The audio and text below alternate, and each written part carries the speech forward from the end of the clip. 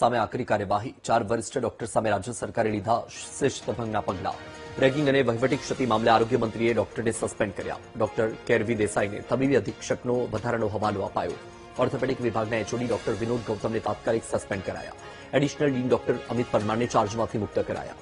Professor doctor Pinaki બોરાણી પણ કરાર આધારિત સેવા સમાપ્ત। પીએમએસએસવાય બિલ્ડિંગના નોડલ ઓફિસર ડોક્ટર સમીર શાહને ચાર્જમાંથી મુક્ત કરાયા।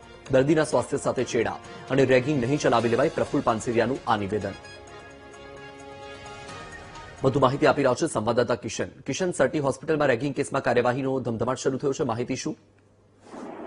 ચોક્કસની વાત કરીએ તો થોડા દિવસ પહેલા જે રેગિંગની ઘટના છે સર્ટી હોસ્પિટલ ખાતે સામે આવી છે, તેને લઈને જે મંત્રી છે તેના દ્વારા કડક કાર્યવાહી કરવામાં આવી છે। વાત કરીએ તો રાજ્ય સરકારના હંમેશા નાગરિકતાના હિતમાં જે કાર્ય કરતો છે પ્રફુલ્લભાઈ, તેના દ્વારા કડક કાર્યવાહી કરવામાં આવી છે। ડોક્ટર અશોક વાળા તેમને ચાર્જમાંથી મુક્ત કરી દેવામાં આવ્યા છે અને તેમની જગ્યાએ ડોક્ટર કેરવી દેસાઈને તબીબી અધિક્ષકનો વધારાનો જે હવાલો છે તે સોંપવામાં આવ્યો છે।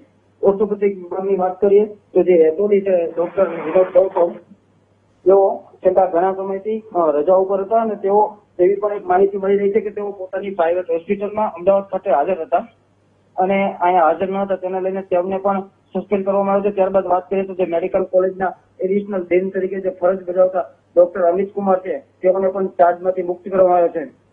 ત્યારબાદ વાત કરીએ તો જે ઓર્થોપેડિક વિભાગના જે કરાર કોન્ટ્રાક્ટ બેઝ ઉપર 11 માસના લીધા હતા એવા પ્રોફેસર પિનાકી બોરાને પણ તાત્કાલિક અસરમાંથી સમાપ્ત કરવામાં આવ્યા છે। જી બિલકુલ, માહિતી સાથે જોડાવા બદલ કિશન, આભાર।